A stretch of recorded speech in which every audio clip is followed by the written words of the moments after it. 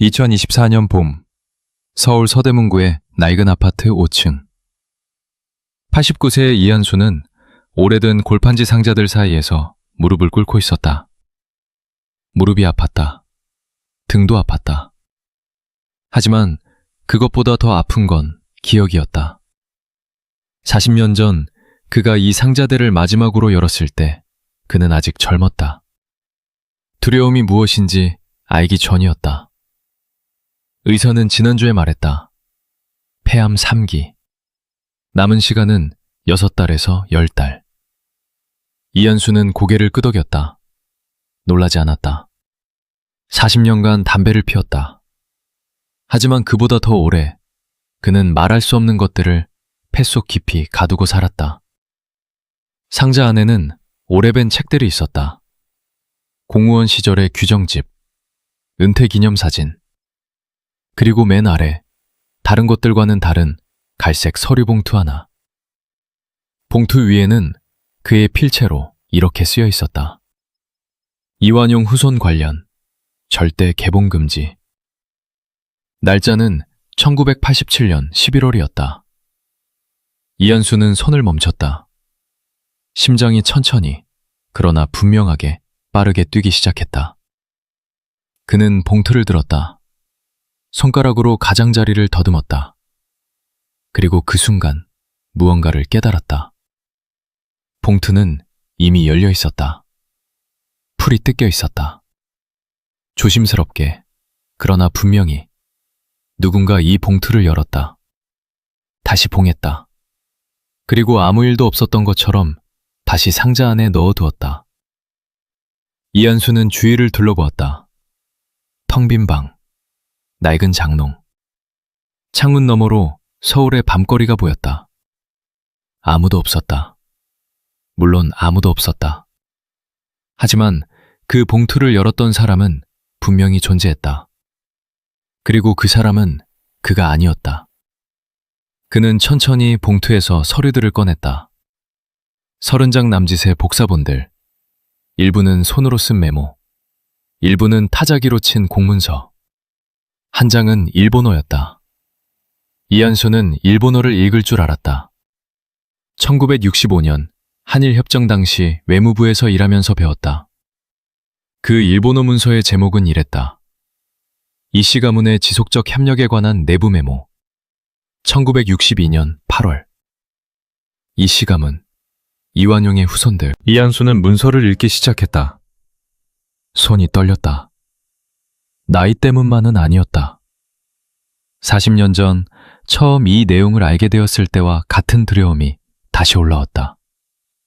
그때는 젊어서 두려웠다. 지금은 늙어서 더 두려웠다. 왜냐하면 지금의 그는 알고 있었다. 이 서류가 얼마나 많은 것을 바꿀 수 있는지, 그리고 얼마나 많은 사람들이 이것이 세상에 나오지 않기를 바라는지. 창밖에 차 한 대가 세워졌다. 검은색이었다. 이한수는 잠시 바라보았다. 차는 움직이지 않았다. 그는 시선을 돌렸다. 그냥 주차하는 차겠지. 그는 스스로에게 말했다. 하지만 그 차는 다음날 아침에도 같은 자리에 있었다. 이한수는 서류를 읽는 내내 하나의 이름이 반복해서 등장하는 것을 보았다. 이완용, 을사늑약, 한일병합. 그 이름은 교과서에도 있었다. 나라를 판 자, 민족의 반역자. 1910년, 대한제국의 마지막 숨통을 끄는 사람. 그러나 교과서는 그가 1926년에 죽었다고 적고 그 이야기를 끝냈다. 교과서는 그 이유를 말하지 않았다. 이한수가 손에 들고 있는 서류들은 바로 그 이유의 이야기였다. 그는 서류를 다시 봉투에 넣었다. 그리고 오랫동안 가만히 앉아 있었다. 의사는 6달이라고 했다. 어쩌면 그보다 짧을 수도 있었다. 그는 이 서류를 40년 동안 숨겨왔다. 침묵했다. 살아남았다. 그러나 지금 이미 누군가 이 봉투를 열어보았다는 사실이 모든 것을 바꾸었다. 그들은 알고 있었다. 그가 무엇을 가지고 있는지. 그러면 왜 아직 살아있는가? 이한수는 그 질문과 함께 밤을 보냈다. 창밖의 검은 차는 새벽 3시에 사라졌다. 하지만 그 자리에는 다른 차가 왔다. 국가기록원에서 40년을 일하면서 이한수가 배운 것이 있었다. 역사는 기록되는 것이 아니라 선택되는 것이라는 사실이었다. 그는 수백만 장의 문서를 보았다. 공개된 것들, 비공개된 것들, 그리고 공식적으로는 존재하지 않는 것들. 세 번째 종류의 문서가 가장 많았다. 그가 처음 이완용의 이름을 문서에서 본 것은 1970년이었다. 당시 그는 35살이었고 기록물 분류 담당 하급 직원이었다. 어느 오후 상사가 잠시 자리를 비운 사이 그는 실수로 잘못된 서랍을 열었다. 그 안에는 얇은 파일 하나가 있었다. 표지에는 이렇게 쓰여 있었다. 가문별 친일혁명 내역, 열람 제한, S급. 이한수는 그것을 열었다. 읽었다. 그리고 닫았다. 상사가 돌아왔을 때 이한수는 아무것도 보지 않은 척했다. 그것이 첫 번째 침묵이었다. 그 이후로 그는 수십 번 더 침묵했다. 서류를 볼 때마다, 이름을 발견할 때마다, 현재와 과거가 연결되는 순간마다 그는 침묵을 선택했다. 가족이 있었다. 직장이 있었다. 살아야 할 이유가 있었다. 그러나 지금은 달랐다. 6달이 남았다. 가족은 이미 자식들이 독립해서 떠났다. 아내는 2019년에 먼저 갔다. 이제 잃을 것이 별로 없었다. 이한수는 다시 봉투를 꺼냈다. 그리고 가장 중요한 서류를 찾아 한 장씩 천천히 다시 읽기 시작했다. 이완용의 후손은 3명이었다. 한 명은 1945년 해방 직후 사망했다. 한 명은 일본으로 건너갔다. 세 번째는 한국에 남았다. 그리고 성을 바꾸었다. 성을 바꾼 사람의 새 이름, 그리고 그 후손들의 이름 목록. 이한수는 목록을 훑었다. 세 번째 이름에서 손이 멈췄다. 그 이름은 2024년 현재 대한민국 국회에서 활동하는 사선 의원이었다. 1910년 8월 22일, 이완용이 서명한 날, 하늘은 맑았다고 기록되어 있다. 역사는 날씨까지 기억한다. 하지만 역사가 기억하지 않는 것이 있다. 그날 그의 세 아들이 어디에 있었는지, 무엇을 했는지, 그리고 아버지의 서명을 어떻게 받아들였는지. 이한수가 40년간 모은 자료에 따르면 세 아들의 이야기는 이랬다. 장남 이승구는 아버지의 결정을 공개적으로 지지했다. 일본의 조선 통치가 문명의 발전을 가져올 것이라는 논문을 썼다. 조선 총독부 산하 자문위원회에서 일했다. 그는 1945년 8월 해방 직후 보름 만에 사망했다. 공식 사인은 심장마비. 그러나 이한수가 찾은 당시 목격자 진술에 따르면 그의 죽음은 심장마비와는 거리가 멀었다. 차남 이영구는 1943년에 일본으로 건너갔다. 오사카에서 사업을 했다. 일본 귀화 시민이 되었다. 그의 후손들은 지금도 일본에 있다. 그들의 이야기는 한국의 역사가 아니므로 이 서류에는 없다. 삼남 이도구. 이것이 이한수가 40년간 추적한 이름이었다. 이도구는 1910년 당시 18살이었다. 아버지의 서명이 있던 날, 그는 집에 없었다고 전해진다. 기록에 따르면 그는 지방에 내려가 있었다. 공식 방문이 아닌 사적인 여행이었다. 이것이 이상했다. 그토록 역사적인 날에 그는 왜 자리를 비웠는가? 이한수가 찾은 답은 충격적이었다. 그는 자리를 비운 게 아니었다. 그는 미리 보내진 것이었다. 1962년에 발견된 일본 내무성 문서에 따르면 이완용은 병합조약 사명 전에 삼남을 지방의 특정 가문에 위탁했다. 그 가문의 성은 박씨였다. 이도구는 박씨 가문의 딸과 결혼했다. 그리고 성을 박씨로 바꾸었다. 이도구에서 박도구로. 성을 바꾼 이유는 단순했다. 살아남기 위해서였다. 이완용은 알고 있었다. 자신의 이름이 영원히 저주받을 것이라는 사실을. 그래서 아들 하나만은 다른 이름으로 살아남게 했다. 다른 가문으로 녹아들어가 지속되게 했다. 그것은 치밀한 계획이었다. 나라를 팔았던 그 치밀함과 같은 방식으로 가문의 생존을 설계했다. 이한수가 처음 이 사실을 알게 된 것은 1972년이었다. 그는 당시 37살이었고 국가기록원의 자료정리팀에 소속되어 있었다. 그해 여름, 그는 일제강점기 문서정리 프로젝트에 투입되었다. 수십만 장의 문서를 분류하는 작업이었다. 대부분은 행정문서였다. 세금 기록, 토지대장, 인구조사 자료. 그러나 어느 날 그는 다른 종류의 문서를 발견했다. 조선총독부의 내부 보고서였다. 1912년에 작성된 것이었다. 제목은 조선 귀족 가문의 통치 활용 방안에 관한 보고서였다. 이한수는 그 문서를 열었다. 그리고 읽었다. 보고서는 조선의 구귀족 가문들을 어떻게 일본 통치체제에 편입시킬 것인가를 다루고 있었다. 거기에는 이완용의 이름이 있었다. 그리고 그 옆에는 이렇게 쓰여 있었다. 후손의 지속적 활용 방안. 삼남 박도구 및 그 자손을 통한 중장기 협력 네트워크 유지. 중장기. 이 단어가 이한수의 머릿속에 박혔다. 1912년의 문서가 중장기라고 썼다. 그것은 수십 년을 의미했다. 어쩌면 수세대를. 이한수는 그 문서를 복사했다. 규정 위반이었다. 하지만 그는 했다. 접어서 가슴속에 넣었다. 집에 돌아와 숨겼다. 그것이 그 긴 이야기의 시작이었다. 그 이후로 이한수는 조각들을 모았다. 천천히, 아주 조심스럽게. 누가 보아도 그냥 성실한 기록원이었다. 그러나 그의 머릿속에는, 그리고 그의 집 깊숙이 숨겨진 파일 안에는 하나의 계보가 쌓이고 있었다. 박도구, 그의 아들 박중혁, 박중혁의 두 아들, 그리고 그 손자들. 세대마다 이름이 달라졌다. 직업이 달라졌다. 그러나 패턴은 같았다. 권력에 가까이 있었다.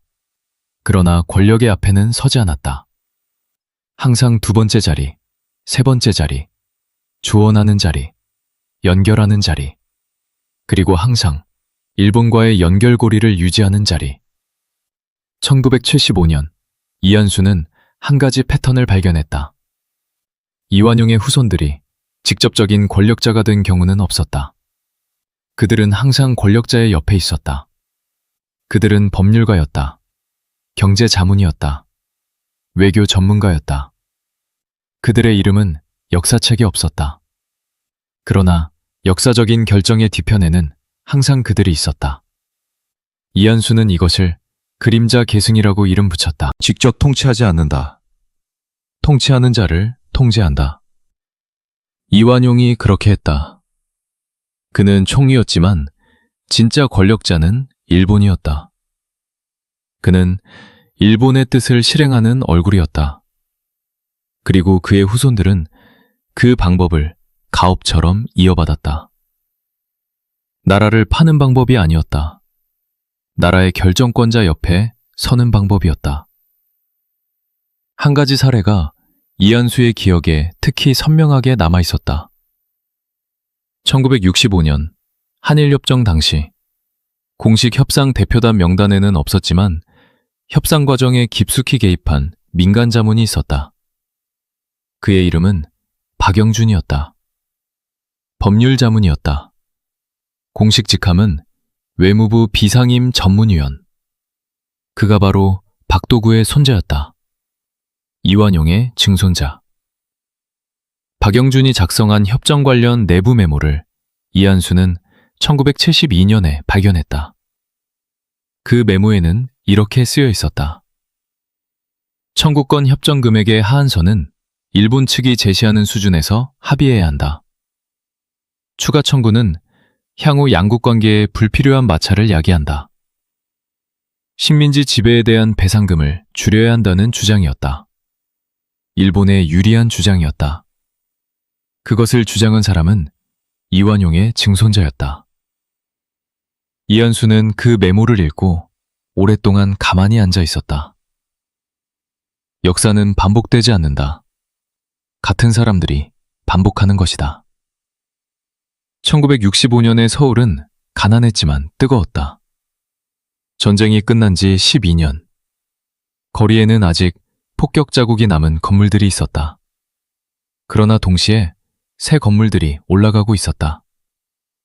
박정희 정부는 경제 개발을 위해 일본의 돈이 필요했다. 그것은 공공연한 사실이었다. 한일협정은 그 돈을 얻기 위한 협상이었다. 이한수는 그해 29살이었다. 외무부 문서 수발 담당 하급 직원이었다. 협상 회의실에 들어갈 권한이 없었다. 중요한 회의가 있는 날에는 복도에서 서류를 기다렸다. 문이 열릴 때마다 잠깐씩 보이는 것들을 기억했다. 그것이 그의 일이었다. 보이지 않는 사람으로 거기 있는 것. 6월의 어느 오후, 그는 8층 회의실 앞 복도에서 서류를 기다리고 있었다. 회의가 예정보다 길어지고 있었다. 복도는 조용했다. 이한수는 벽에 등을 기대고 기다렸다. 그때 회의실 문이 열리지 않고 옆에 작은 문이 열렸다. 예비 회의실이었다. 두 남자가 나왔다. 낮은 목소리로 이야기하면서 이한수는 시선을 피했다. 서류를 들여다보는 척했다. 그러나 귀는 열려 있었다. 남자 중 하나는 공식 대표단의 일원이었다. 이한수도 얼굴을 알고 있었다. 또 다른 남자는 처음 보는 얼굴이었다. 50대 초반, 회색 정장. 넥타이는 일본제처럼 보였다. 단정하고 조용한 인상이었다. 대표단에 명찰이 없었다. 그가 말했다. 3억이면 충분합니다. 그 이상을 요구하면 협정 자체가 무산될 수 있습니다. 3억. 그것은 일본이 제시한 청구권 보상금 규모였다. 3억 달러. 많은 사람들이 그것이 너무 적다고 말하고 있었다. 거리에서는 학생들이 굴욕적인 협정에 반대하며 시위를 벌이고 있었다. 그런데 이 남자는 3억이면 충분하다고 말했다. 대표단 인사가 말했다. 하지만 야당이 회색 정장의 남자가 손을 들었다. 야당은 계산하지 않아도 됩니다. 중요한 건 지금 여기서 합의를 끌어내는 것입니다. 나머지는 나중에 관리할 수 있습니다. 두 남자는 다시 작은 문 안으로 들어갔다. 이한수는 숨을 멈추고 있었다는 것을 뒤늦게 깨달았다. 나머지는 나중에 관리할 수 있다. 그 말이 머릿속에서 떠나지 않았다. 그로부터 사흘 뒤, 이한수는 그 회색 정장의 남자가 누구인지 알았다. 우연이었다. 아니 어쩌면 필연이었다. 그는 점심시간에 근처 식당에 갔다가 문서보관실 선임 주임인 강 씨와 마주쳤다. 강 주임은 기록원에 30년을 넘게 일한 사람이었다. 이한수가 가장 믿는 선배였다. 두 사람이 밥을 먹으면서 이한수는 조심스럽게 물었다. 외무부 쪽에 박영준이라는 분이 있나요? 비상임 전문위원이라는. 강 주임이 젓가락을 내려놓았다. 자네 그 사람 어디서 봤어? 목소리에 무언가가 있었다. 경계심이었다. 복도에서 잠깐.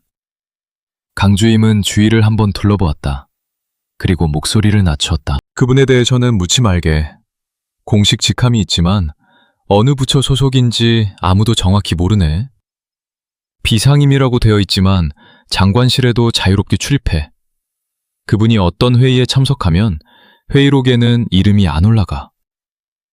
왜요? 강주임이 오래 침묵했다. 그리고 말했다. 자네, 이완용 알지? 이한수는 고개를 끄덕였다. 그분이 그 집안 사람이야. 직접 말하는 사람은 없지만 다 알아. 왜 아무도 건드리지 못하는지도 다 알고. 이한수는 밥을 먹지 못했다.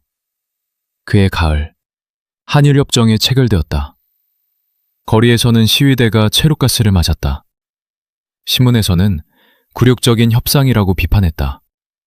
그러나 협정은 체결되었다. 3억 달러. 일제 36년의 대가.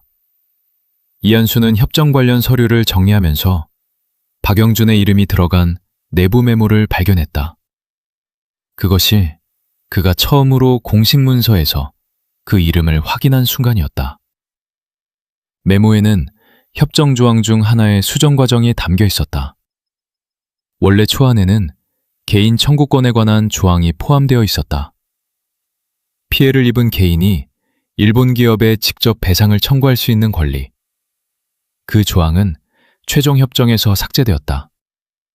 그리고 그 삭제를 건의한 사람의 이름이 메모에 적혀 있었다. 박영준. 이한수는 메모를 복사했다. 그리고 집에 돌아와 이미 모아두고 있던 파일에 추가했다. 그날 밤 그는 오래 생각했다. 이완용은 1910년에 나라를 팔았다. 그의 증손자는 1965년에 피해자들의 권리를 팔았다. 방법이 달랐다. 서명한 서류가 달랐다. 그러나 본질은 같았다. 같은 사람이 같은 일을 하고 있었다. 세대만 바뀌었을 뿐이었다. 그의 이한수가 가장 오래 기억한 장면은 협정 체결 직후의 어느 오후였다. 그는 서류를 들고 8층 복도를 지나가다가 창문 너머로 거리를 내려다보았다. 아래에서는 젊은이들이 굴욕협정 반대를 외치며 경찰에 밀려나고 있었다. 그들은 소리쳤다. 싸웠다. 잡혔다. 그리고 같은 시간 그와 같은 층 회의실에서는 박영준이 일본 측 대표와 악수를 나누고 있었다. 이한수는 두 장면을 번갈아 보았다. 거리의 사람들은 이 나라가 어떻게 팔리는지 알지 못했다. 그들은 협정이 문제라고 생각했다. 조항이 문제라고 생각했다. 그러나 이한수는 알고 있었다. 진짜 문제는 협정이 아니었다. 협정을 만드는 사람이었다. 그리고 그 사람의 증조부는 1910년에도 같은 자리에 있었다. 이한수는 서류를 안고 계단을 내려갔다. 아무 말도 하지 않았다. 표정도 바꾸지 않았다. 그는 그날도 보이지 않는 사람이었다. 그러나 그의 파일 안에는 새 서류가 하나 더 추가되었다. 1965년 6월 박영준의 메모. 개인 청구권 조항 삭제 건의. 그리고 그 아래 그는 작은 글씨로 덧붙였다. 이완용 증손. 1910년의 방법. 1965년에도 유효함. 1970년 봄 서울 종로구. 이한수는 그날 아침 평소보다 일찍 출근했다. 국가기록원 본관 3층. 그가 7년째 일하던 곳이었다. 아직 동료들이 오지 않은 시간이었다. 형광등 불빛 아래 서류 더미가 쌓여 있었다. 평범한 아침이었다. 그러나 그날 오전 10시 모든 것이 바뀌었다. 검은 양복을 입은 두 남자가 그의 책상 앞에 나타났다. 신분증을 보여주지 않았다. 보여줄 필요가 없었다. 그런 사람들은 신분증을 보여주지 않아도 모두가 알아보았다. 이한수 씨? 네, 따라오십시오. 그것이 전부였다. 이한수는 자리에서 일어났다. 손이 약간 떨렸다. 그러나 그는 서류를 가지런히 정리하고 일어났다. 마치 잠깐 자리를 비우는 것처럼. 동료들이 보았을 때 이상하게 생각하지 않도록. 그것이 그가 7년간 기록원에서 배운 것이었다. 아무것도 이상하게 보이지 않도록 할 것. 차는 지하 주차장에 있었다. 검은색이었다. 번호판이 없었다. 이한수는 뒷좌석에 탔다. 창문은 검게 코팅되어 있었다. 어디로 가는지 알 수 없었다. 45분 후 차가 멈췄다. 건물은 외관상 아무것도 아닌 것처럼 생겼다. 5층짜리 회색 건물. 간판도 없었다. 서울 어딘가였지만 어느 동네인지 이한수는 알 수 없었다. 지하로 내려갔다. 복도는 길었다. 조명은 밝았지만 창문이 없었다. 소리가 없었다. 발소리만 울렸다. 방 안에는 책상 하나, 의자 2개, 천장에 조명 하나. 남자가 들어왔다. 50대, 안경, 차분한 목소리. 수고하셨습니다. 앉으십시오. 첫 번째 대화는 30분이었다. 남자는 이한수의 이름은 알았다. 출신지를 알았다. 학력을 알았다. 기록원에서의 근무평가도 알았다. 그것은 놀랍지 않았다. 그런 사람들은 항상 다 알고 있었다. 그러나 다음의 한 말이 이한수를 얼어붙게 만들었다. 1967년 7월 14일, 이한수 씨는 일제강점기 문서정리 작업 중 S급 열람 제한 파일에 접근했습니다. 그리고 그것을 읽었습니다. 기억하십니까? 이한수는 대답하지 않았다. 남자는 계속했다. 1969년 3월, 이한수 씨는 특정 문서를 복사했습니다. 무단 복사였습니다. 그 문서는 지금 어디에 있습니까? 침묵. 이한수 씨. 남자의 목소리에 변화가 없었다. 그것이 더 무서웠다. 우리는 당신을 처벌하려는 것이 아닙니다. 반대입니다. 당신에게 제안을 하려는 것입니다. 이한수는 처음으로 고개를 들었다. 남자가 얇은 파일을 책상에 놓았다. 당신은 눈이 좋습니다. 보지 말아야 할 것을 보았지만 7년간 아무에게도 말하지 않았습니다. 그것은 재능입니다. 우리에게 필요한 재능입니다.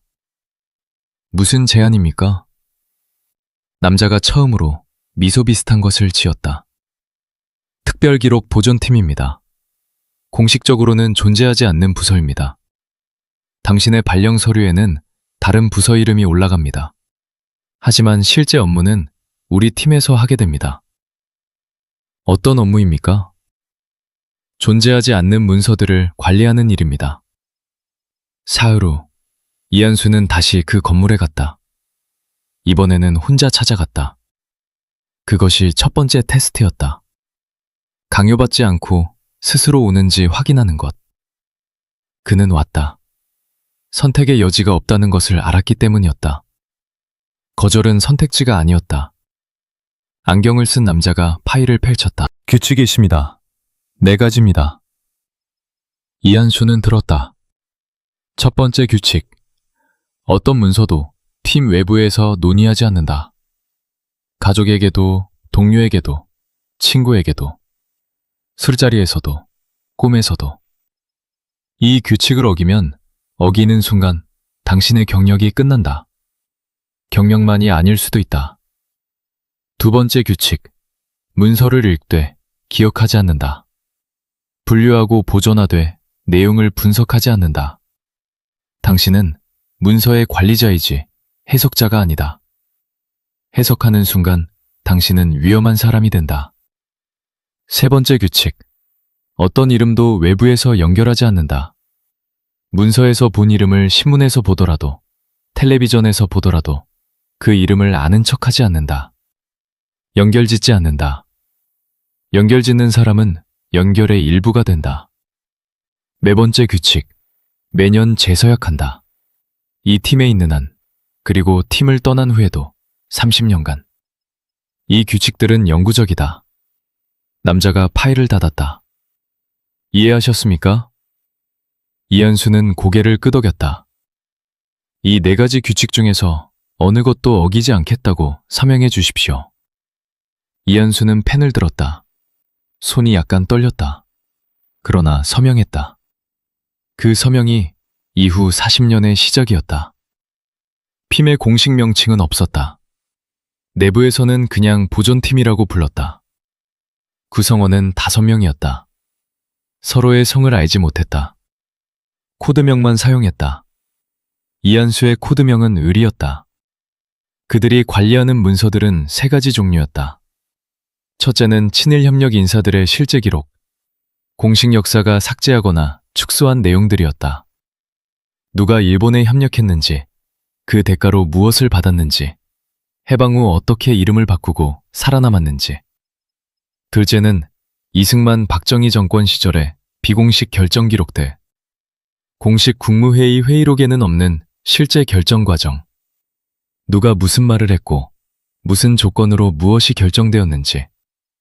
셋째는 외국과의 비공식 접촉 기록, 미국 CIA, 일본 정보기관, 중앙정보부 사이의 비공식 채널들. 이한수는 매일 이 문서들을 분류했다. 읽었다. 그리고 잊으려고 했었다. 그러나 잊을 수가 없었다. 2번째 규칙은 기억하지 말라고 했다. 그러나 이한수의 기억은 좋았다. 너무 좋았다. 읽은 것들이 지워지지 않았다. 이름들이 지워지지 않았다. 연결고리들이 지워지지 않았다. 밤마다 그는 기억의 무게를 안고 잠을 청했다.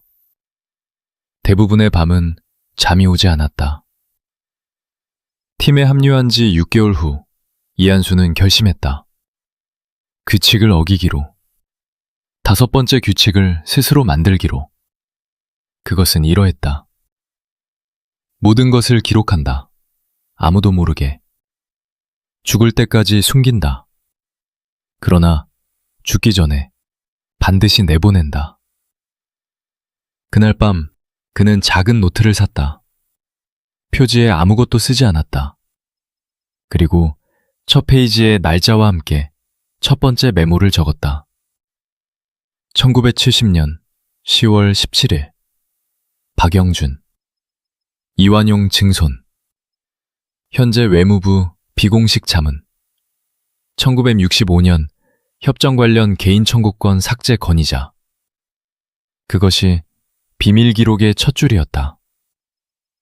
이후 40년간 그 노트는 16권으로 늘어났다. 1980년 5월 18일 광주. 이한수는 그날 서울에 있었다. 보존팀의 사무실, 지하, 창문 없는 방. 외부 세계와 차단된 것처럼 고요했다. 그러나 그날 그 방으로 들어오는 문서들의 내용은 고요하지 않았다. 오전 10시, 첫 번째 문서가 들어왔다. 광주 상황 보고서, 군 투입 명령 관련. 이한수는 분류 코드를 붙이고 파일에 넣었다. 내용을 읽지 말아야 했다. 2번째 규칙이었다. 분류하되 분석하지 않는다. 그러나 그는 읽었다. 전남대학교 앞, 공수부대 투입, 학생 및 시민 다수 부상, 사망자 발생. 이한수는 멈췄다. 사망자. 그것은 보고서의 단어였다. 행정적인 단어였다. 그러나 그 단어 뒤에는 실제 사람이 있었다. 어머니에게 돌아가지 못한 아들이 있었다. 어제까지 밥을 먹고 웃고 걸었던 사람이 있었다. 이한수는 문서를 파일에 넣었다. 그리고 다음 문서를 집어들었다. 그날 오후 12개의 문서가 더 들어왔다. 이한수는 하나씩 분류했다. 하나씩 읽었다. 하나씩 파일에 넣었다. 그리고 하나씩 비밀 노트에 기록했다. 오후 늦게 들어온 문서 중에 이한수의 손을 멈추게 한 것이 있었다. 군 투입에 앞서 작성된 법률 검토 의견서였다. 비상계엄 확대 조치의 법적 타당성에 관한 것이었다. 작성자는 외부 법률 자문이었다. 공식 직함이 아닌 비상임 전문 자문. 이름이 있었다. 박영준. 이완용의 증손. 1965년 협정에서 개인 청구권 조항을 삭제시킨 사람. 그가 이번에는 비상계엄 확대의 법적 근거를 제공했다. 의견서의 핵심 내용은 이러했다. 국가 위기 상황에서 계엄 확대는 헌법 조항에 우선할 수 있다. 일본 통치 시기 확립된 공공질서 유지 법리에 따르면 국가 안보는 개인의 자유보다 우선한다. 일본 통치 시기의 법리. 이한수는 그 문장을 3번 읽었다. 광주의 학생들이 피를 흘리는 근거로 일제강점기 일본이 조선인들을 통제하기 위해 만든 법리가 사용되고 있었다. 그리고 그 법리를 끌어온 사람은 그 시대의 수혜자였던 집안의 후손이었다. 이한수의 손이 떨렸다. 그는 의견서를 파일에 넣었다. 그리고 화장실로 갔다. 차가운 물로 얼굴을 씻었다. 거울 속에 자신을 보았다. 나는 이것을 알고 있다. 그리고 아무것도 하지 않고 있다. 그것이 가장 무거운 무게였다. 5월이 지나고 6월이 되었다. 공식 발표에 따르면 광주에서 사망한 사람은 191명이었다. 이한수가 본 내부 문서의 숫자는 달랐다. 그는 그 숫자를 비밀 노트에 적었다. 그리고 그 옆에 박영준의 이름을 적었다. 광주 계엄 확대, 법률 근거 제공자, 박영준, 이완용 증손. 그것이 전부였다. 이한수가 할 수 있는 것은 그것뿐이었다. 기록하는 것, 그리고 살아남는 것. 그해 가을, 보존팀에 새로운 지시가 내려왔다. 광주 관련 문서들 중 특정 카테고리를 재분류하라는 것이었다. 기존 분류에서 삭제하고 별도 보관소로 이전하라는 지시였다. 이한수가 5월에 분류했던 문서들 중 일부였다. 박영준의 의견서가 포함되어 있었다. 이한수는 지시대로 이전 처리를 했다. 서류상으로 그 문서들은 새로운 위치에 기록되었다. 그러나 그는 이전하기 전에 복사했다. 규정 위반이었다. 위험한 행동이었다. 그러나 그는 했다. 복사본은 그날 밤 집으로 가져갔다. 그리고 다른 문서들 사이에 숨겼다. 집에 돌아오는 버스 안에서 이한수는 창밖을 바라보았다. 서울의 거리는 평온했다. 사람들은 퇴근하고 있었다. 아이들은 학교에서 돌아오고 있었다. 아무도 광주를 말하지 않았다. 말할 수 없었다. 이한수는 가방을 꼭 쥐었다. 가방 안에는 역사가 있었다. 지워진 역사가. 그러나 살아있는 역사가. 1980년 12월, 보존팀의 안경남자가 이한수를 불렀다. 이한수 씨, 올해 수고 많았습니다. 감사합니다. 광주 관련 문서 이전 작업도 잘 처리했습니다. 규정대로 처리했습니다. 남자가 잠시 이한수를 바라보았다. 이한수는 표정을 유지했다. 좋습니다. 남자가 말했다. 내년에도 잘 부탁합니다. 면담은 그것으로 끝이었다. 이한수는 자리로 돌아갔다. 앉았다. 숨을 천천히 내쉬었다. 그들은 모르고 있었다. 아니면 알면서도 모른 척하고 있었다. 어느 쪽이든 이한수에게는 같은 의미였다. 그는 살아남았다. 오늘도. 역사는 반복되지 않는다. 그러나 이한수는 알았다. 같은 방법은 반복된다는 것을. 1980년대 내내 이한수는 하나의 패턴을 추적했다. 보존팀에서 그가 다루는 문서들 속에서, 그리고 그가 비밀 노트에 기록하는 이름들 속에서. 패턴은 분명했다. 그러나 그것을 볼 수 있는 위치에 있는 사람은 거의 없었다. 이한수가 그것을 볼 수 있었던 이유는 단 하나였다. 그는 40년간 문서를 보았기 때문이었다. 나무가 아니라 숲을 보는 위치에 있었기 때문이었다. 패턴의 이름은 이중장부였다. 이한수가 붙인 이름이었다. 이중장부는 이렇게 작동했다. 공식 역사에는 결정권자들의 이름이 올라갔다. 대통령, 장관, 국회의원. 그들은 텔레비전에 나왔다. 신문에 이름이 실렸다. 역사책에 기록되었다. 책임도 그들이 졌다. 비판도 그들이 받았다. 그러나 실제 결정의 내용을 만든 사람들은 따로 있었다. 그들은 텔레비전에 나오지 않았다. 신문에 이름이 실리지 않았다. 역사책에도 없었다. 그리고 책임도 지지 않았다. 그들은 자문이었다. 법률가였다.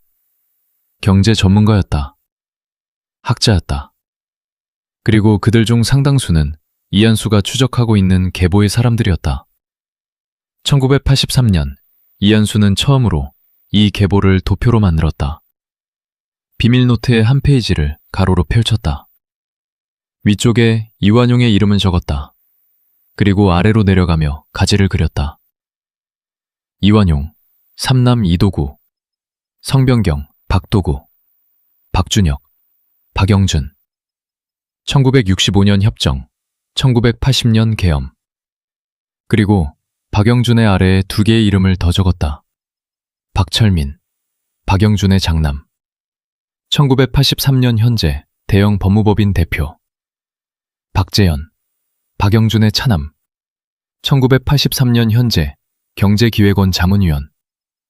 두 아들은 아버지와 다른 분야에 있었다. 그러나 기능은 같았다. 법률과 경제, 정책을 만드는 두 개의 핵심 영역.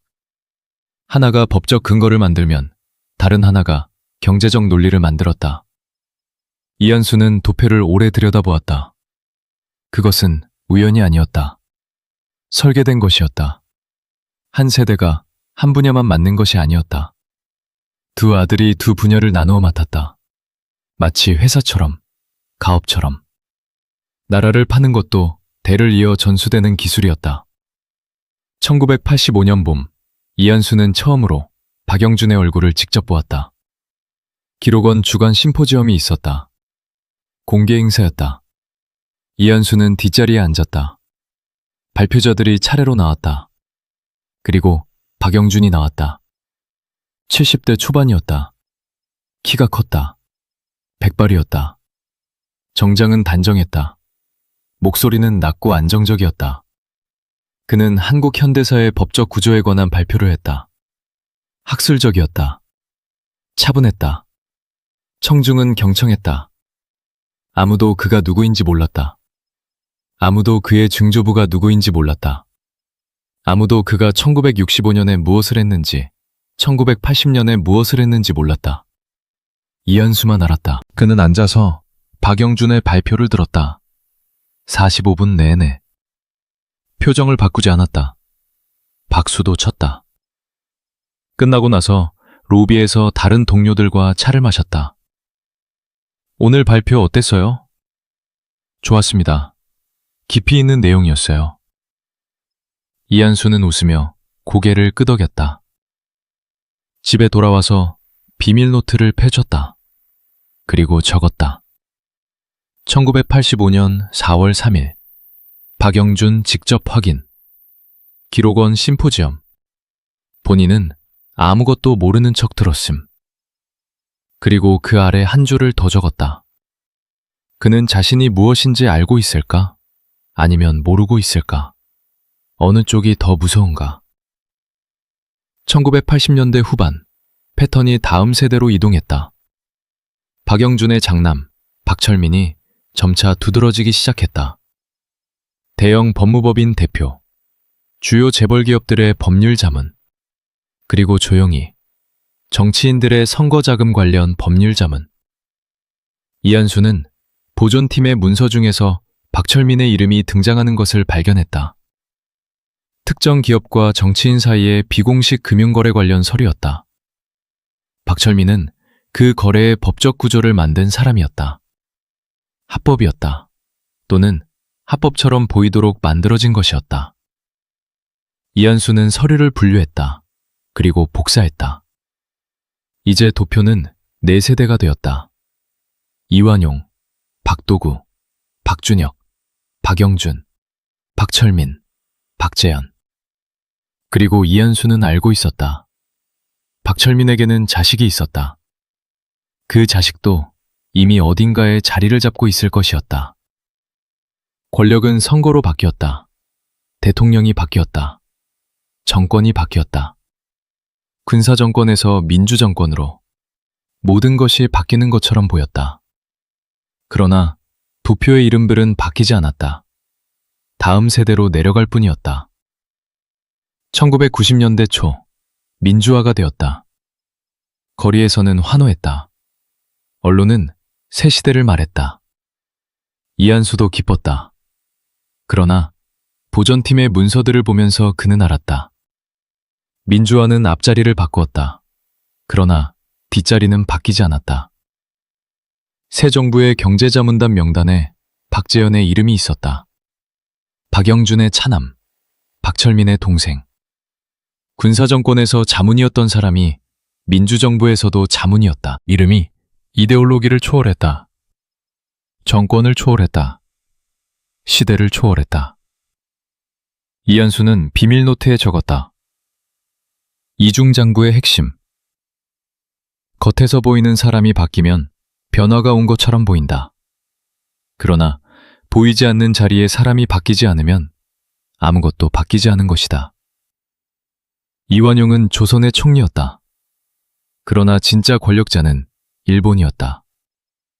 그는 일본을 위해 결정을 실행하는 사람이었다. 그의 후손들은 그 방법을 바꾸었다. 그들은 결정을 실행하는 사람이 아니었다.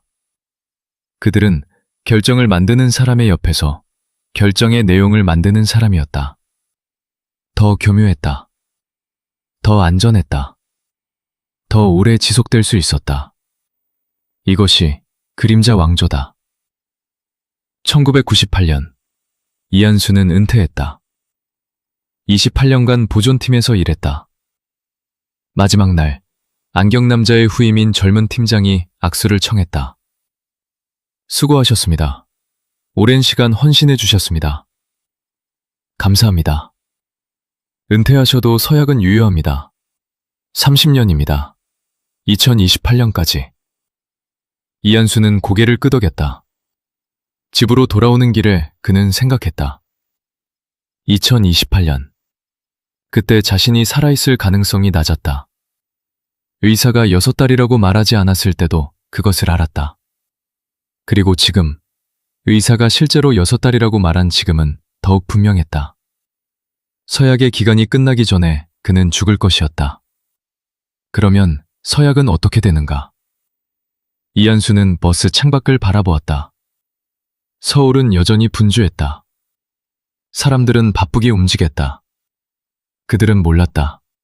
이 도시의 중요한 결정들이 어떻게 만들어지는지, 누가 그 결정의 내용을 만드는지, 그 사람들이 누구의 후손인지. 이한수는 가방을 꼭 쥐었다. 안에는 비밀 노트에 가장 최근 것이 있었다. 16번째 노트. 마지막 노트.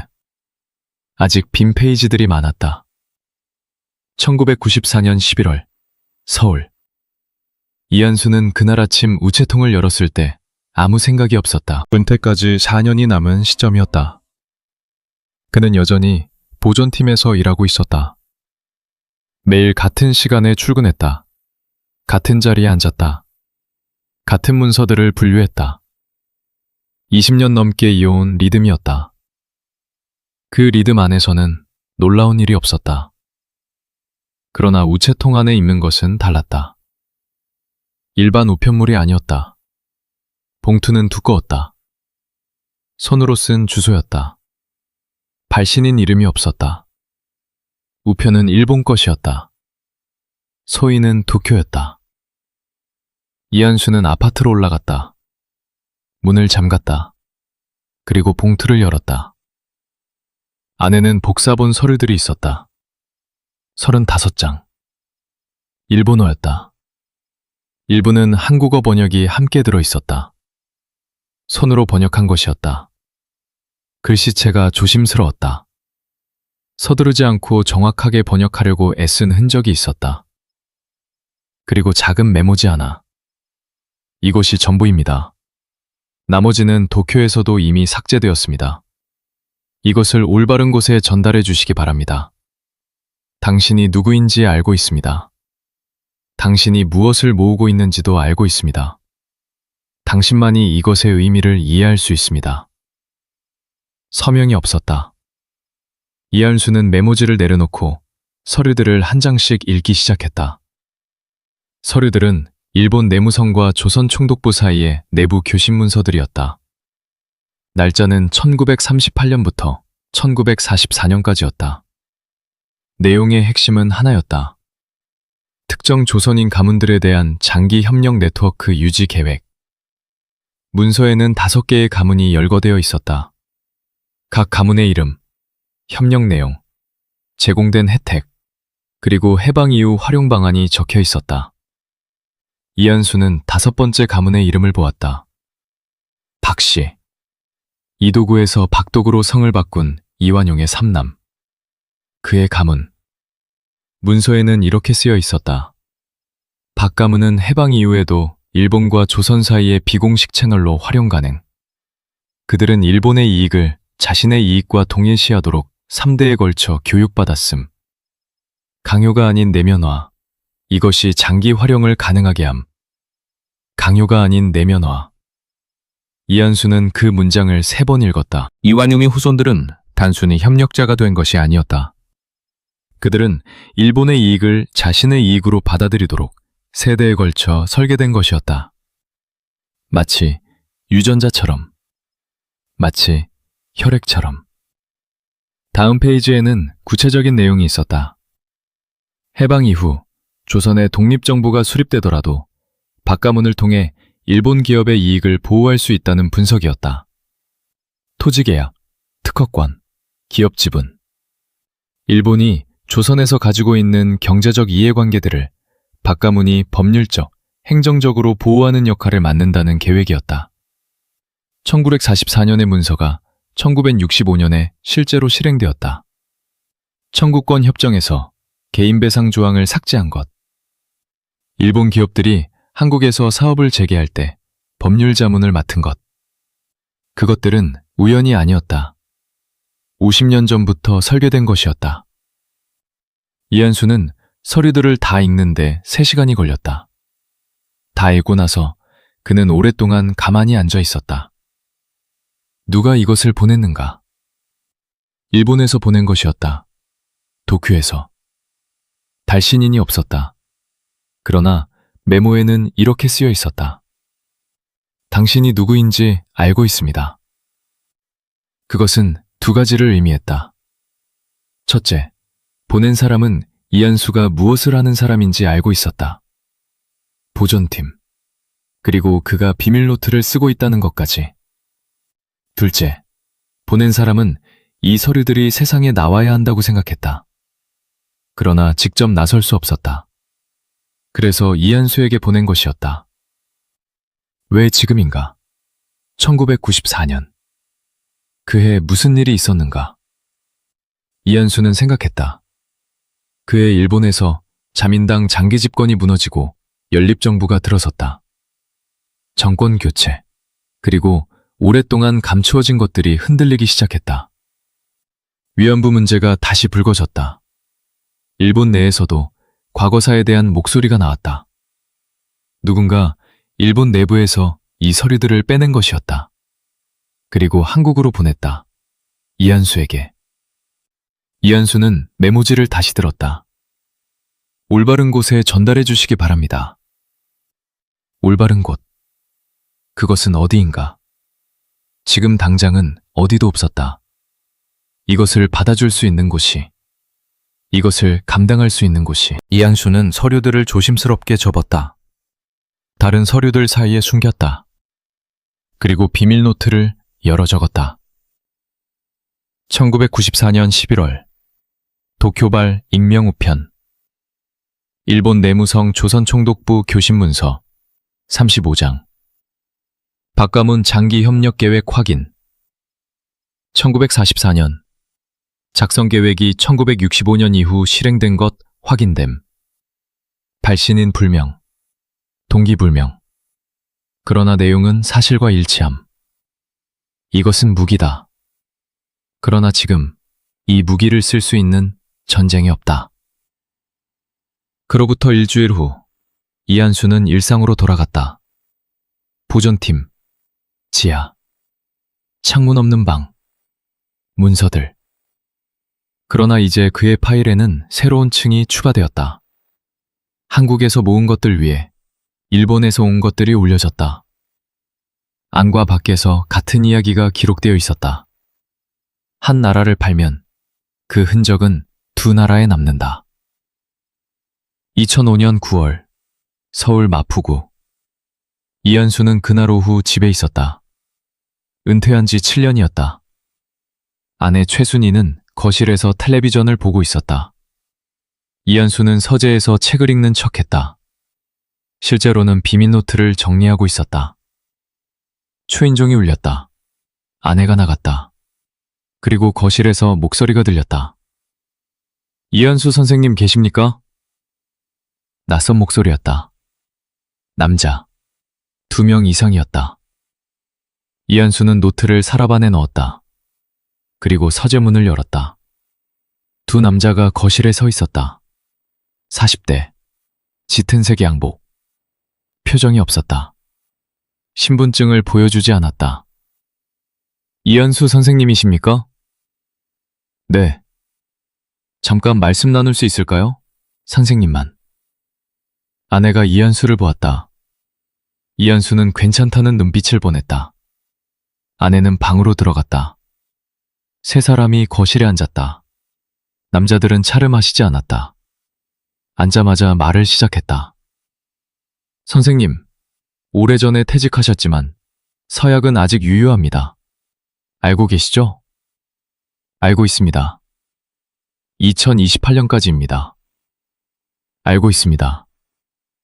첫 번째 남자가 잠시 이한수를 바라보았다. 그리고 말을 이었다. 저희가 오늘 온 것은 특별한 이유가 있어서가 아닙니다. 그냥 안부를 드리러 왔습니다. 선생님 건강은 어떠십니까? 괜찮습니다. 가족들은요? 아드님이 공기업에 계시죠? 요즘 어떻게 지내십니까? 이한수는 멈추지 않았다. 표정을 바꾸지 않았다. 잘 지냅니다. 따님은 대학에서 강의하신다고요. 국립대학이죠?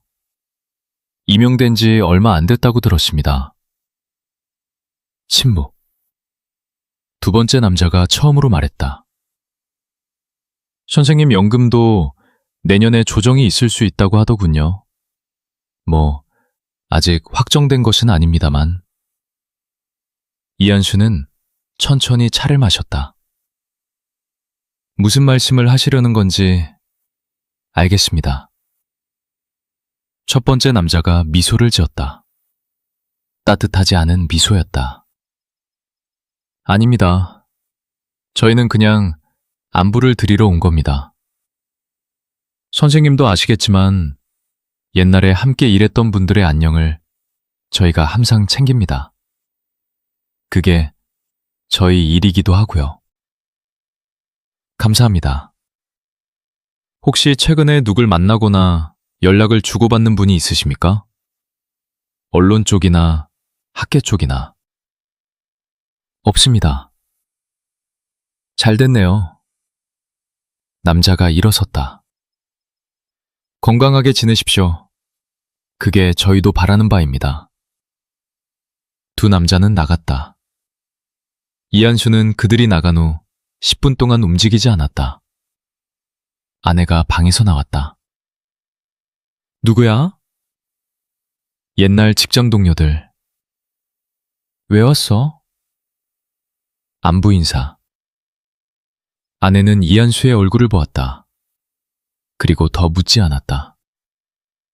30년을 함께 살았다. 묻지 않는 것이 때로는 가장 사랑하는 방법이라는 것을 그녀는 알고 있었다. 이한수는 서재로 돌아갔다. 서랍을 열었다. 비밀 노트를 꺼냈다. 손이 떨렸다. 그것은 나이 때문이 아니었다. 그는 적었다. 2005년 9월 14일. 2명 방문. 신분증 없음. 아들 직장. 딸 임용. 연금 조정 언급. 명백한 경고. 그들은 내가 무엇을 가지고 있는지 의심하고 있다. 확신하지는 못하고 있다. 확신했다면 경고가 아니라 다른 방법을 썼을 것이다. 그러나 이것은 시작이다. 그리고 그 아래 나는 두렵다. 그러나 더 두려운 것은 이것이 세상에 나오지 않는 것이다. 그날 밤 이한수는 결심했다. 숨겨둔 것들을 한 곳에 모아야 했다. 흩어져 있으면 위험했다. 일부가 발견되더라도 전체가 드러나지 않도록. 그러나 동시에 전체가 한꺼번에 사라지지 않도록. 그는 사흘에 걸쳐 모든 서류들을 정리했다. 비밀노트 16권, 복사해둔 문서들, 1994년 도쿄에서 온 봉투의 서류들, 그리고 그가 직접 작성한 분석 메모들. 3개의 복사본을 만들었다. 하나는 집안에 숨겼다. 낡은 책들 사이에. 책 제목들이 아무것도 암시하지 않는 것들로 골랐다. 하나는 서울 외곽의 창고 임대 공간에 넣었다. 이름이 아닌 번호로 등록된 곳이었다. 하나는 다른 곳에 보낼 준비를 했다. 아직 보내지는 않았다. 보낼 때와 받을 사람을 정하지 못했다. 2006년 봄, 이한수는 오랜 친구를 만났다. 기록원에서 함께 일했던 정 씨였다. 이미 은퇴한 지 10년이 넘은 사람이었다. 두 사람은 가끔 만나 밥을 먹었다. 정치 이야기는 하지 않았다. 날씨 이야기, 건강 이야기, 손자 이야기를 했다. 그러나 그날은 달랐다. 식사가 끝날 즈음 이한수는 말했다. 정영, 나 요즘 고민이 있어. 정 씨가 차를 마시다 잔을 내려놓았다. 무슨 고민? 오래된 이야기야. 아주 오래된. 정 씨가 이한수를 보았다. 그리고 말했다. 한수야, 나한테 말하지 마. 응? 말하지 마. 나는 듣고 싶지 않아. 그의 목소리는 부드러웠다. 그러나 담우했다. 나는 이제 늙었어. 손자가 2이야. 딸이 3이야. 나는 조용히 살고 싶어. 네가 무엇을 알고 있는지 나는 알아. 그리고 그것이 얼마나 위험한지도 알아. 그러니까 나한테는 말하지 마. 이한수는 아무 말도 하지 않았다. 정 씨가 계속했다. 한수야, 진심으로 하는 말이야. 그냥 가져가. 무덤까지. 사람들은 알고 싶지 않아. 알게 되면 살기가 힘들어지거든. 모르는 게 낫는 경우도 있어. 그렇게 생각해? 그렇게 생각하는 사람이 더 많아. 두 사람은 한동안 침묵했다. 밖에서는 사람들이 오고 갔다. 이한수는 계산을 했다. 식당을 나왔다. 그리고 집으로 돌아오는 버스 안에서 생각했다. 정 씨는 틀리지 않았다. 많은 사람들이 그렇게 생각했다. 모르는 게 낫다고. 그러나 이한수는 알고 있었다. 그리고 알고 있는 사람이 침묵을 선택할 때 역사는 거짓말로 굳어진다. 그것이 이완용이 가능했던 이유였다. 그의 후손들이 가능했던 이유였다. 모든 사람들이 알면서도 침묵했기 때문이었다. 2024년 봄, 서울. 이한수는 텔레비전을 켜지 않으려고 했다. 의사가 6달이라고 말한 날로부터 2달이 지났다. 몸이 무거웠다. 통증이 아침부터 시작되었다. 약을 먹으면 잠시 가라앉았다가 다시 올라왔다. 그러나 그는 일어나 앉았다. 비밀 노트를 펼쳤다. 16번째 노트. 마지막 노트. 아직 빈 페이지들이 있었다. 그는 지금까지 쓴 것들을 처음부터 다시 읽기 시작했다. 1970년 첫 번째 메모부터 1965년 박영준, 1980년 광주, 1994년 도쿄봉투, 2005년 경고. 그리고 그 사이에 쌓인 수백 개의 이름들, 날짜들, 사건들. 54년의 기록이었다. 읽는데 이틀이 걸렸다.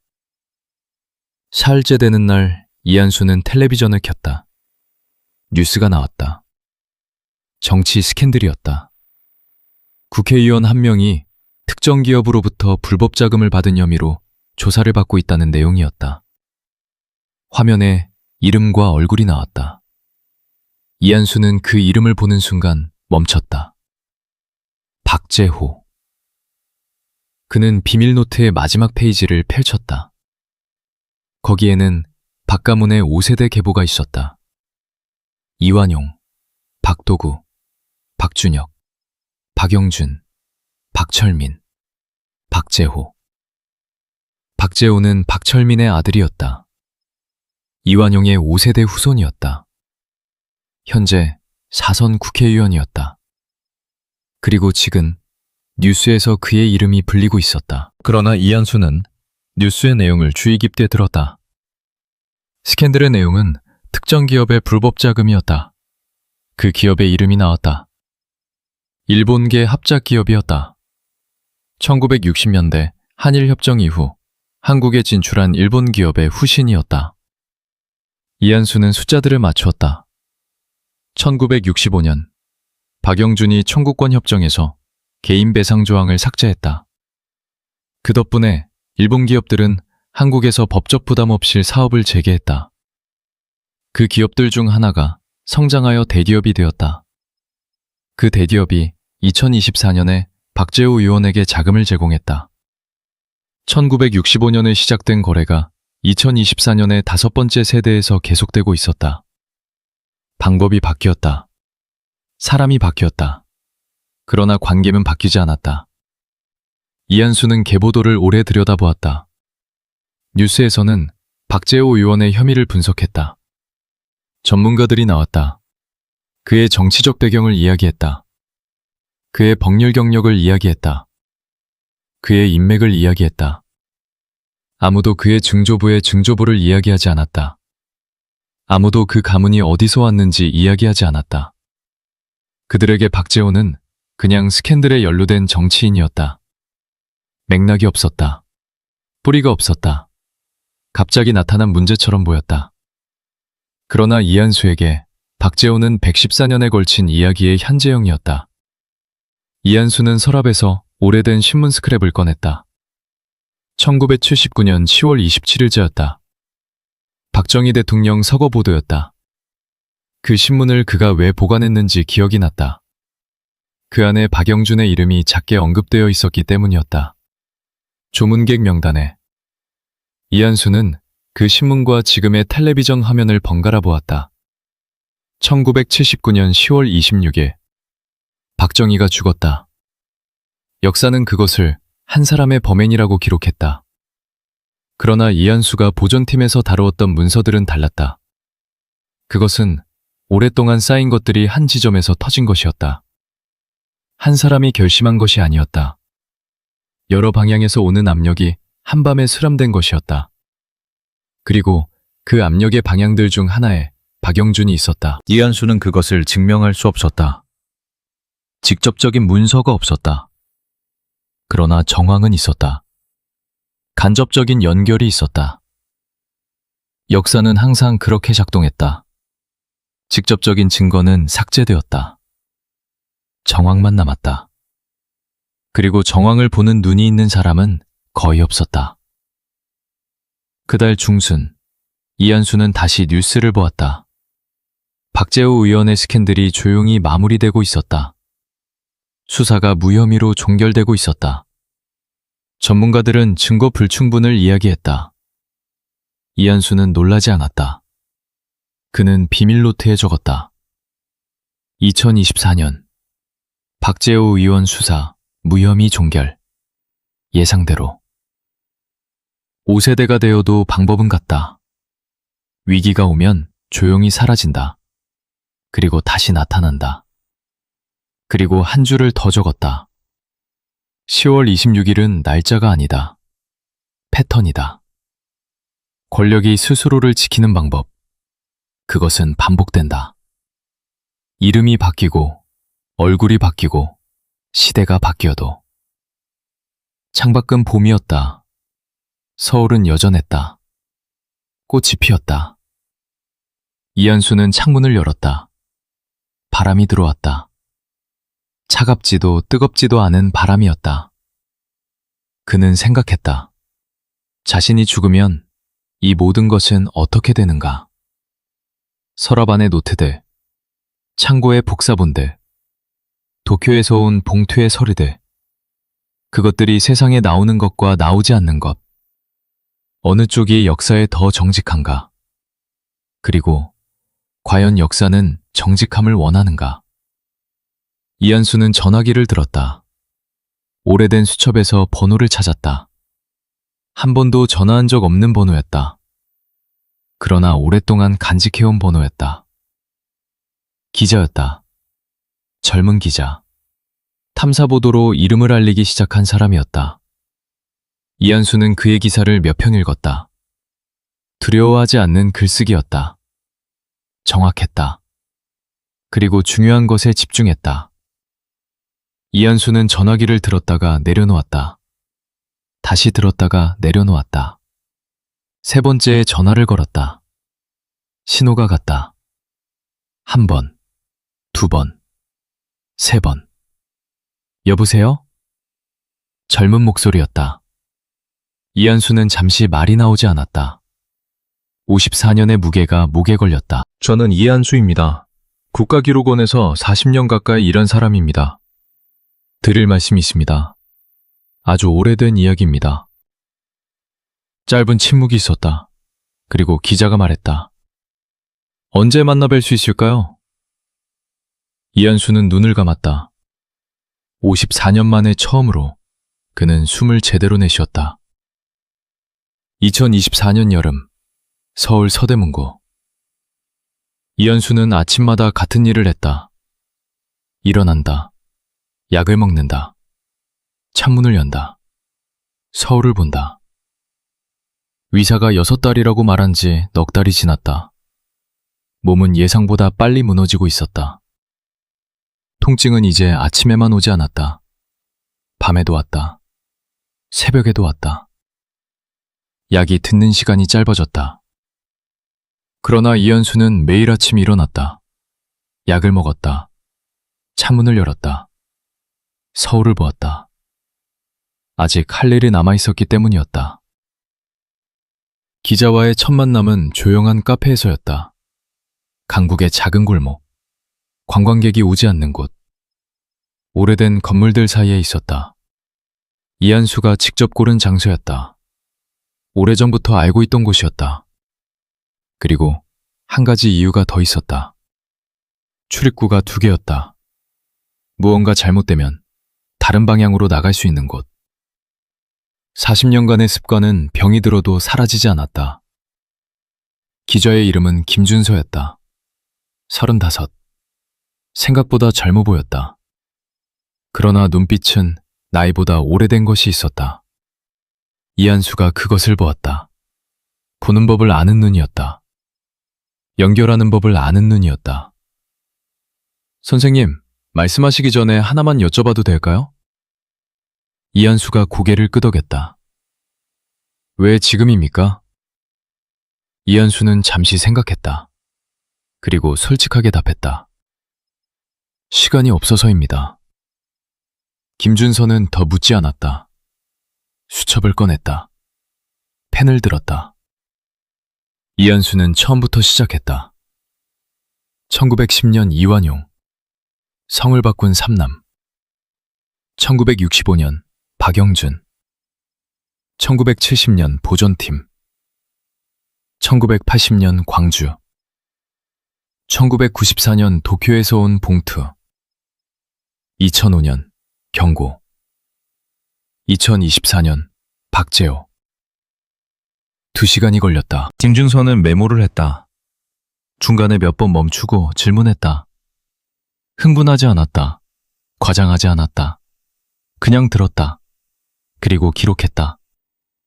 그것이 이한수가 그를 선택한 이유였다. 좋은 기자는 들을 줄 안다. 두 번째 만남에서 이한수는 봉투를 가져갔다.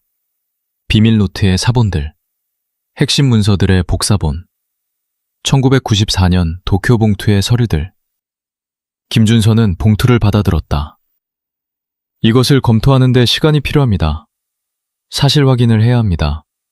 모든 이름, 모든 날짜, 모든 연결고리를. 얼마나 걸립니까? 빠르면 2달. 제대로 하려면 더 걸릴 수도 있습니다. 이현수는 고개를 끄덕였다. 한 가지 부탁이 있습니다. 말씀하십시오. 제가 죽기 전에 확인해 주십시오.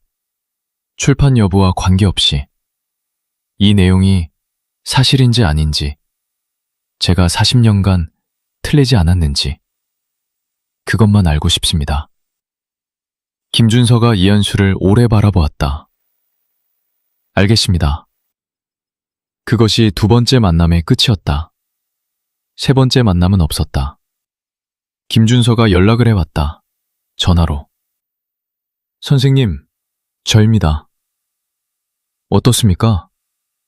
짧은 침묵이 있었다. 사실입니다. 제가 확인할 수 있는 범위 안에서 모두 사실입니다. 박가문의 계보, 1965년 협정 관련 내용, 1980년 문서, 일본 측 기록도 일부 교차 확인이 됩니다. 이한수는 눈을 감았다. 54년. 그가 틀리지 않았다. 그가 본 것이 실제였다. 그가 기록한 것이 사실이었다. 고맙습니다. 선생님, 저는 이것을 세상에 내고 싶습니다.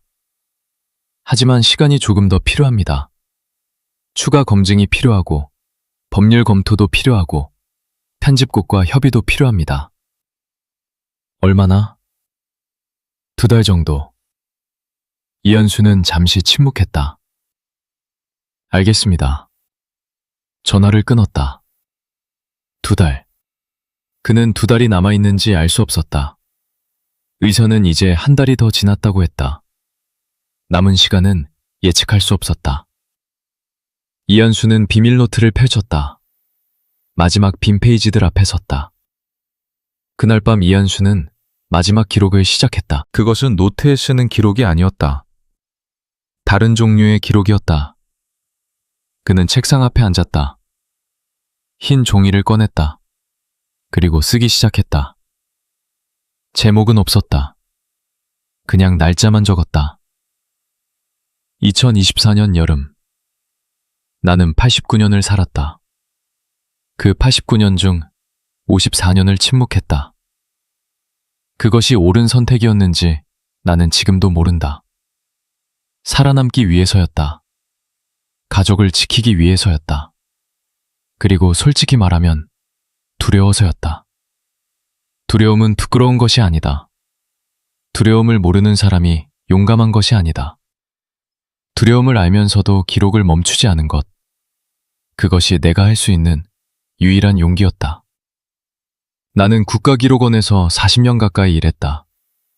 존재하지 않는 문서들을 관리했다. 말할 수 없는 것들을 알고 있었다. 그리고 규칙을 어겼다. 매일 조금씩.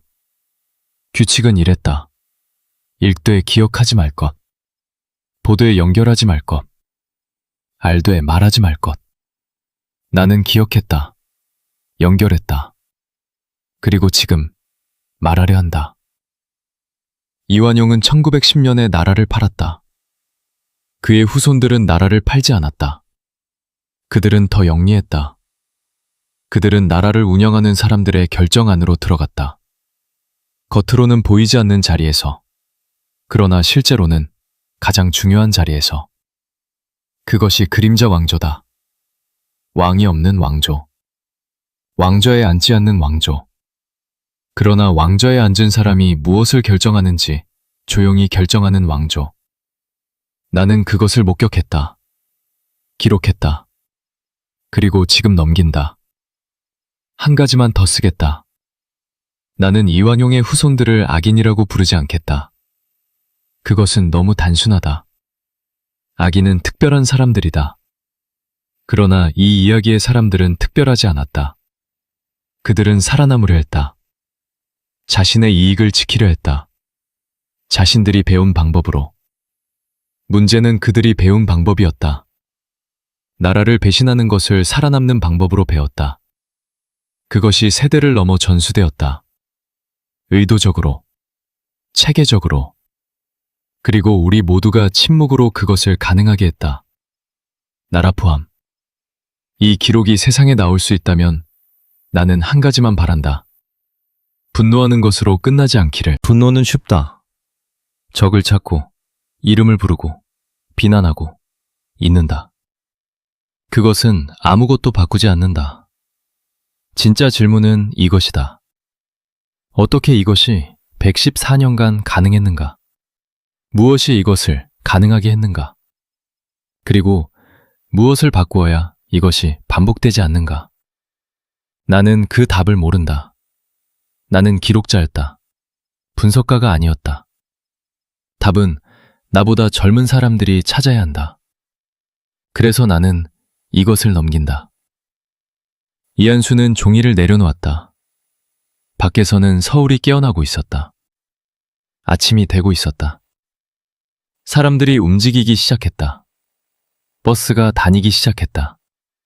가게들이 문을 열기 시작했다. 이한수는 창문을 열었다. 바람이 들어왔다. 여름의 끝을 느끼게 하는 바람이었다. 조금 서늘했다. 그는 비밀노트 16건을 모두 꺼내 책상 위에 쌓았다. 복사본 서류들을 그 옆에 놓았다. 그리고 방금 쓴 편지를 맨 위에 올렸다. 봉투에 넣었다. 김준서의 주소를 적었다. 내일 아침 우체국이 열리면 보낼 것이었다. 그날 저녁 이한수는 아들에게 전화했다. 아버지, 오랜만이에요. 건강은 좀 어때요? 괜찮아. 잘 지내고 있어. 그냥 목소리 듣고 싶어서. 아, 네. 저도 요즘 아버지 생각했어요. 이번 주말에 들릴게요. 그래, 오너라. 전화를 끊었다. 딸에게도 전화했다. 아빠, 무슨 일이에요? 아무 일도 없어. 그냥 목소리 듣고 싶어서. 잘 지내지? 네, 잘 지내요. 아빠는요? 나도 잘 지내. 사랑한다. 잠시 침묵이 있었다. 아빠도 사랑해요. 전화를 끊었다. 이한수는 자리에 앉았다. 눈물이 나올 것 같았다. 그러나 나오지 않았다. 눈물은 오래전에 말라버린 것 같았다. 54년의 침묵이 눈물도 함께 건조시킨 것이었다. 대신 무언가 다른 것이 왔다. 가벼움이었다. 평생 등에 지고 다닌 것을 내려놓은 사람의 가벼움이었다. 아직 통증이 있었다. 아직 아팠다. 그러나 그것은 몸의 것이었다. 다른 무게는 조금 내려진 것 같았다. 이한수는 마지막으로 비밀노트의 첫 페이지를 펼쳤다. 1970년 10월 17일. 첫 번째 메모. 박영준. 이완용 증손. 현재 외무부 비공식 자문. 1965년 협정 관련 개인 청구권 삭제 건의자. 젊은 자신이 적은 글씨였다. 조심스러웠다. 작았다. 들킬까봐 작게 쓴 글씨였다. 그리고 마지막 페이지를 폈다. 아직 비어 있었다. 이한수는 펜을 들었다. 그리고 마지막 한 줄을 적었다. 나는 평생 그림자 속에서 살았다. 이제 그림자가 말할 차례다. 봉투는 다음 날 아침 발송되었다. 김준서는 그것을 받았다. 그리고 3개월 후 기사가 나왔다. 대한민국이 흔들렸다. 그러나 이한수는 그것을 보지 못했다. 그는 기사가 나오기 열흘 전에 세상을 떠났다. 부고는 짧았다. 전직 국가기록원 직원 이한수, 향년 89세 별세.